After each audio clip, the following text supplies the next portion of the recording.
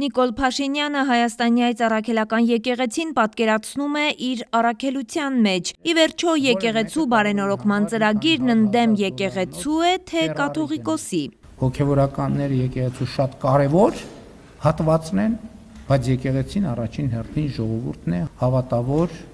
հետևորդները եւ Կտրիչ Ներսիսյանը առավել եւս եկեղեցի չէ։ Հոգևորականները Հայաստանի քաղաքացիներ են եւ պետք է գործեն օրենքի սահմաններում։ Եթե բոլոր քաղաքացիները պարտավոր են վճարել եկամտային հարկեր, ապա հոգևորականները նույնպես պարտավոր են, բացատրում է Փաշինյանը։ Իսկ ինչու պետք է մենք Հայաստանի այս առաքելական եկեղեցու հետևորդները չիմանան, որ օրինակ մոմի վաճառքը ինչքան շրջանառություն է ապահովում։ Հետո ինչ են լինում այդ փողերը։ Թե որքանով է Ադրբեջանի կողմից հայկական եկեղեցիների քանդումն ու պղծումը տեղավորվում խաղաղության օրակարգում, Փաշինյանը հորդորում է շրջահայաց լինել, թողնել Աստծո դատին։ Ինչպես նոր կտակարանում ասվում է, որ մենք պետք է միշտ հաշվի առնենք, որ ինչպես նոր կտակարանն է ասում, դատվելու Կտակարանը իր ընթերցողներին ասում է դատվելու եք այն նույն դատով, ինչ դատով որ դատելու եք եւ չափելու եք այն նույն, չափվելու եք այն նույն չափով, ինչ չափով որ չափելու եք։ Այնպես որ մենք կնայենք, կվերլուծենք, ես չեմ կարծում թե մենք մեր նախորդ փորձը հաշվի առնելով դա կդարձնենք միջազգային քննարկումների առարկա պետական մակարդակով Եվ սա մի իրավիճակ է, որը մենք պետք է ամբողջությամբ եւ ամբողջական հասկանանք։ Շուն ու շանգյալ վարչապետն ընդդիմության ընտրողներին է ասել, թե սա պարզապես թյուրըմբռնում է։ Շուն ու շանգյալ արտահայտությունը օգտագործել են ընդդիմության ներկայացուցիչները, կոնկրետ ուժեղ Հայաստան կուսակցության պատասխանատուները եւ դա բացահայտվել են հակակոռուպցիոն կոմիտեի հրապարակած տեղեկատվությամբ։ Եվ շատ պարզ բան եմ ասել, երբ որ հանրությունը տեսնում է, որ ուժեղ Հայաստան կուսակցությունը իր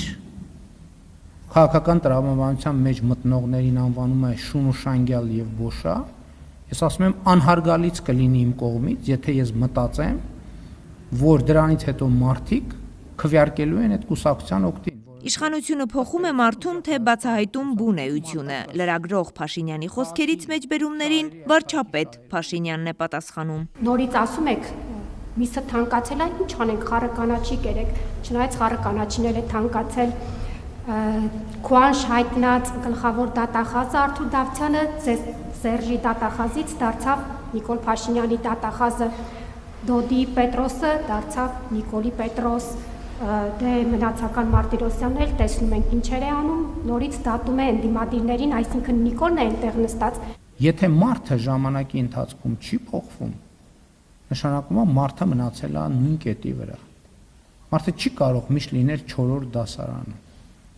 Ինչ վերաբերվում է դատավորներին, դուք գիտեք, որ ես ինքս եմ դատական համակարգի հետ կապված լրջագույն խնդիրների մասին խոսում։ Բայց Հայաստանի Հանրապետության գործող սահմանադրությամբ դատավորները ունեն գործունեության երաշխիքներ։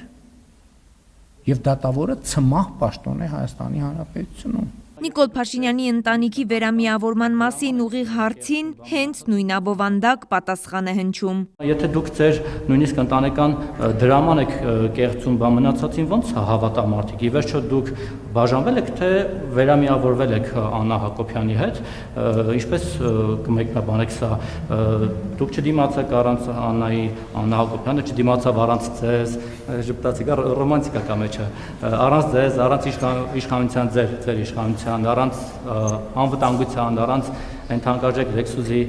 որ իր համար էր գնվել, իդեպ որի ապօրինի փակցված պլյոնկաները իմ շնորհիվ հանվեցին վրայից, ինչը լավ է։ Ինչը վերամիավորեց ձեզ, եթե միավորել եք։ Երբ որ Աննան հայտարարություն արեց, ես հայտարարեցի, որ հարգանքով եմ վերաբերվում այդ որոշմանը, բայց չհայտարարեցի, որ ես հաշտ եմ այդ որոշման հետ, եւ ես բնականաբար այդ տրամաբանությամբ նաև ջանքեր եմ գործադրել, որպեսզի ձեր ասած իրադարձությունը տեղի ունենա եւ ուրախ եմ, որ դա տեղի է ունենում եւ ուրախ եմ, որ եւս մեկ շանս ունեմ, որպեսզի մեր ընտանիքը պահպանվի։ Թե ով է փոխել Սերժ Սարգսյանի տեքստը չգիտի, բայց նրա հայտարարության հետ համաձայն չէ։ Բանակցողի փոփոխությունը չի հանգեցրել պատերազմի, պարզապես գերակտիվ փուլն էր հետաձգվել։ Մեր ընկալման մեջ այդ կա ոչ պատերազմ, ոչ խաղաղություն, այդպես չի։ Մենք չենք ունեցել ոչ պատերազմ եւ ոչ խաղաղություն։ Մենք ունեցել ենք պատերազմ տարբեր ինտենսիվությամբ։ Որտեվ հիմա եթե կա անհրաժեշտություն, այսինքն ես նախորդ օրը ոնց որ ամբողջ ցանկը հրապարակեցի, թե որ թվին ինչքան զոհ է եղել։ Այսինքն դա եղել է անընդհատ պատերազմ, անընդհատ պատերազմ։ Եվ այն որ այլևս պատերազմի պայթյունը հնարավոր չի հետաձգել, ինքը Սերժ Սարգսյանն է հայտարարել 2020 ներողություն 18 թվականի ապրիլի չեմ էլ հիշում 17-ին թե կանիսին ազգային ժողովի ամբիոնից։ Հոիդան, Բարգավաճ Հայաստան կուսակցությունը եւ Հայաստանի Հանրապետական կուսակցությունը ցանկանում են վրեժ լուծել եւ վերականգնել 2006-7 թվականների կոալիցիան։ Պարզվեց, որ ասենք օրինակ Լևոն Տեր-Պետրոսյանը զտարյուն դաշնակցական է, զտարյուն։ Այդ մնացածը բան է, թատրոն էր, խաղ էր։ Ընդ որում ամենաանհաջողակ եւ ամենաանհաջող դաշնակցականն է։